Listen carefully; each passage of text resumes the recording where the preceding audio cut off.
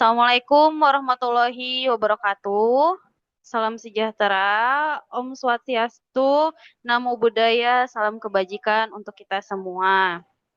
Pada kesempatan kali ini, kami bahagia dan senang sekali dapat memvisualisasikan tugas latsar kami sebagai CPNS Bawaslu dalam bentuk sebuah podcast ya teman-teman ya. Sebelumnya, perkenankan kami untuk memperkenalkan diri. Kami adalah CPNS Bawaslu dengan gelombang laksara nomor 4, angkatan 24, dan kelompok 3. Nama saya Anissa Andina Sonia, yang biasa dipanggilnya Andin, dan hari ini bertindak sebagai moderator. Saya sendiri bertempat di unit kerja Kabupaten Seram bagian Barat. Oke, jadi teman-teman, untuk hari ini kita dapat kesempatan nih untuk membuat podcast eh nih, yaitu visualisasi bangsa yang dapat menggugah rasa cinta tanah air dan bangsa. Nah, seperti yang sudah kita pelajari dan ketahui, cinta tanah air itu banyak sekali indikatornya. Yang menarik untuk dibahas dari berbagai perspektif. Jadi, untuk mempersingkat waktu, saya mempersilahkan dimulai dari teman-teman yang ada di Buru Selatan untuk menyampaikan perspektifnya mengenai cinta tanah air. Kita mulai dari Mbak Dewi dulu yuk. Dimulai, silakan. Mbak Dewi, halo. Iya, Ya, ini oke. Halo, tes. Iya, Mbak. Mbak Dewi, ayo silakan oke. Terima dipersilakan. kasih waktunya. Perkenalkan, nama saya HND Witual Eka.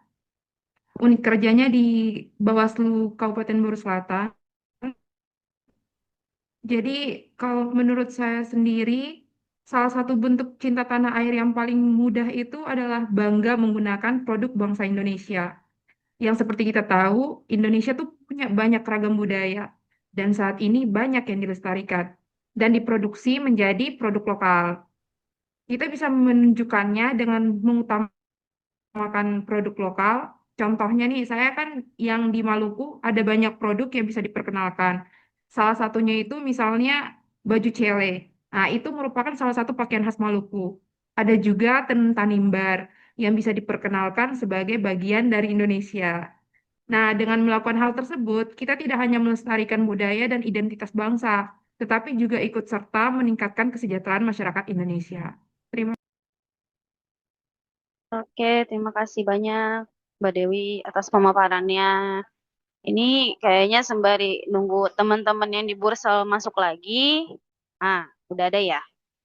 Mbak Intan, halo.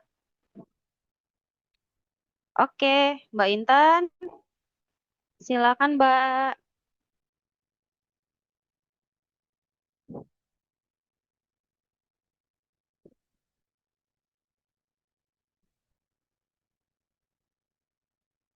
Oke, kita lempar dulu ke Bang Kardi. Silakan Bang Kardi. Baik, kita selaku calon ASN tentu memiliki jiwa cinta tanah air. Dalam hal ini diwujudkan melalui jiwa patriotisme terhadap bangsa negara. Sama-sama kita ketahui, patriotisme ini adalah sikap seseorang yang bersedia mengorbankan segala-galanya untuk kejayaan dan kemakmuran tanah air kita Indonesia. Akan tetapi kita menjadi ASN ini harus memiliki jiwa patriotisme, yaitu mengabdi bukan hanya sekedar bekerja, tetapi juga menghadirkan hati kita, integritas, dan kepedulian di setiap langkah untuk negeri ini. kita ASN ini berpedoman pada nilai dasar ASN yaitu berakhlak. Apabila nilai berakhlak ini kita terapkan dalam kehidupan sehari-hari, secara otomatis jiwa patriotisme kita akan tumbuh. Kemudian perilaku ini juga memberikan dampak terhadap kita selaku ASN, terutama dalam bekerja. Kita harus sepenuh hati melayani bangsa kita. Kemudian faktor lainnya di setengah kita, salah satu yang saat ini menjadi program pemerintah adalah mencintai produk lokal. Jadi salah satu tantangan kita selaku ASN ini di zaman globalisasi, kita terlalu fokus dengan produk global sehingga kita melupakan produk kita dalam negeri. Jadi kita ASN ini sebagai agen perubahan harus memiliki jiwa positif untuk bangsa kita, menjadi teladan bagi masyarakat dalam kehidupan sehari-hari maupun menggunakan produk lokal ini juga. Kita harus menjadi teladan untuk semua. Terima kasih. Oke, terima kasih banyak Bang Kardi. Oh ya, ini ngomong-ngomong nih ya. Tadi kayaknya belum perkenalan diri nih narasumbernya nih. Ayo. Ya udah gini. Tadi kan barusan Bang Kardi udah memaparkan perspektifnya nih. Boleh perkenalan dulu deh Bang. Siapa nih? Bang Kardi dari mana? Unit kerja mana? Aslinya dari mana? Silakan. Pak, saya sebagai penempatan di Bawaslu Kota Ambon, berasal dari Riau. Jadi ini juga merupakan jiwa cinta tanah air saya. Bersedia mengorbankan waktu bersama istri maupun keluarga kampung. Terima kasih. Masya Allah. Oke, siap Bang Kardi. Terima kasih banyak Mbak Dewi. Ayo, tadi udah perkenalan belum sih? Udah tadi. Oh, udah ya? Oh iya, sorry. Oke, berarti lanjut deh ya. Ke siapa nih? Namanya Mbak Intan. Ya Kak, selamat sore. Oke. Perkenalkan nama saya Intan Marifa, penempatan di Bawaslu Guru Selatan, asalnya dari Jawa Tengah. Sebelumnya mohon maaf Kak, mungkin kalau ada suara-suara bising motor karena di kami jaringannya benar-benar tidak stabil, jadi kita berusaha mencari jaringan untuk biar lebih stabil Kak. Terima kasih. Oke, siap. Iya, nggak apa-apa, Kak. Aman itu. Silakan ya,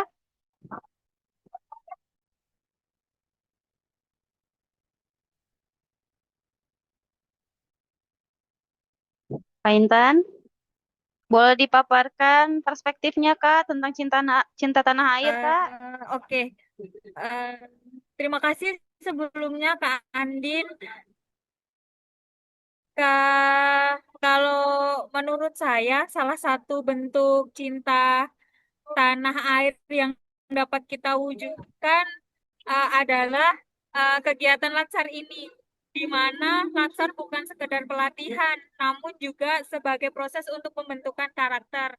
Kenapa demikian? Menurut saya ada 4 alasan kenapa Latsar bisa menjadi salah satu wujud cinta kita terhadap tanah air. Yang pertama adalah penguatan wawasan kebangsaan, karena di kegiatan Latsar kita akan kembali diingatkan bahwasanya Pancasila, Undang-Undang Dasar, dan Bhinneka Tunggal Ika merupakan dasar negara yang harus kita jaga. Yang kedua adalah menanamkan integritas dan netralitas. Apalagi kita bekerja di lembaga Bawaslu ya Kak, yang amat sangat menjaga netralitas dan integritas ketika kita besok ada tahapan pemilihan seperti itu. Yang ketiga adalah pengabdian kepada masyarakat. Dari Latsar ini kita sebagai ASN belajar bahwa tugas ASN itu bukan dilayani, tetapi kita juga akan melayani masyarakat. Pelayanan publik yang baik adalah salah satu bentuk nyata kita terhadap cinta tanah air. Dan yang terakhir adalah mengenai kedisiplinan dan tanggung jawab. Selama Latsar ini kita akan dilatih untuk tepat waktu, taat aturan, dan konsisten. Disiplin inilah yang menjadi pondasi birokrasi kuat untuk bangsa kita nantinya. Itu sih Kak kalau dari. Oke, terima kasih banyak Mbak Intan atas pemaparannya luar biasa sekali. Oke, selanjutnya. Oke, Mbak, suaranya masih di mute kayaknya ya. Oh ya, terima kasih Mbak. Terima kasih Iya, Mbak. sama-sama. Mohon maaf ini. Iya. Selamat pagi semuanya. Saya Nur Afifah dari Bawaslu Kabupaten Buru Selatan. Asal saya dari Jawa Tengah.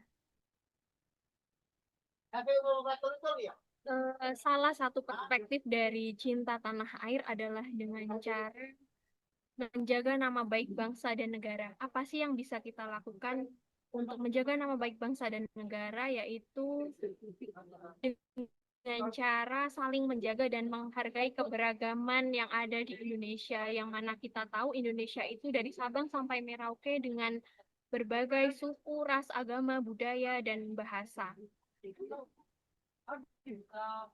Kami CPNS di Bawaslu ini kan ditempatkan di seluruh pelosok di Indonesia ya, yang mana Iya, kami betul.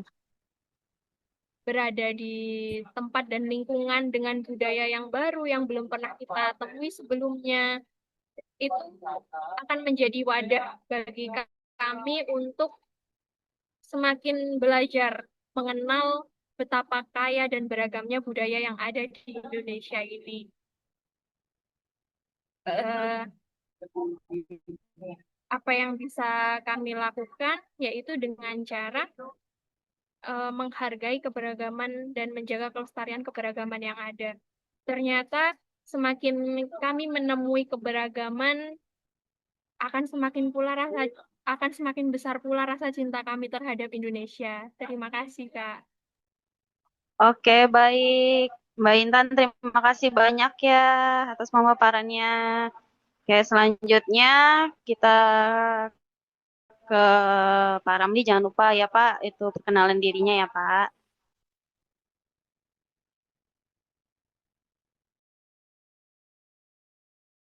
Oke, perkenalkan saya Ramli Kaisupi dari Bawaslu Kabupaten Seram Bagian Barat.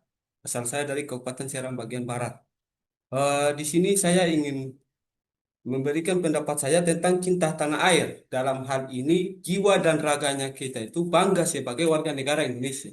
Teman-teman, sebagai warga negara yang tinggal di Indonesia, selain bersyukur, kita juga harus bangga sebab Indonesia adalah kepingan surga yang jatuh ke bumi dan jadilah Indonesia. Terlihat dari kekayaan alam kita, baik flora dan fauna.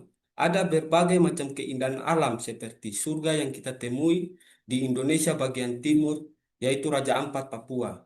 Ada hewan cendrawasih yang begitu cantik dan juga memanjakan mata ketika melihat cendrawasih Papua.